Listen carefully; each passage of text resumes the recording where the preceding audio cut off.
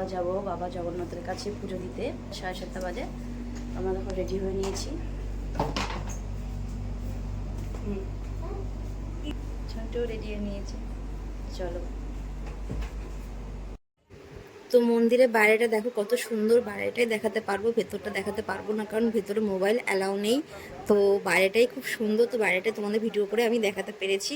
আর ভেতরের ছবি তো যারা যারা পুরীতে এসছো তারা দেখতেই পেরেছো। আর জানো মোবাইলটা একদমই অ্যালাউ নেই, দুঃখিত আমি। 1 से 1.5 घंटा के बाद दर्शन चालू होगा।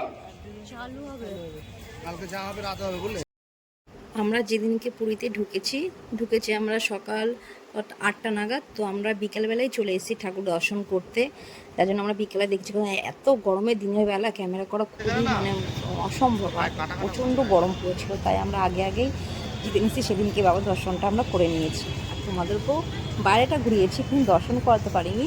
তো ওখানে মোবাইল অ্যালাউ থাকে নিশ্চয়ই করাতাম, তোমরা সবাই জানো যারা পুরীতে এসেছে মোবাইলটা অ্যালাউ নেই ভেতরে। তো বাইরে থেকে দেখাই।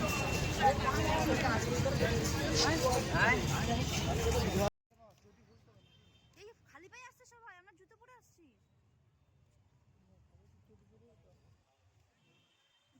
চুটি পরতে কিরকম লাগছে। জয় জগন্নাথ, জয় জগন্নাথ, জয় জগন্নাথ।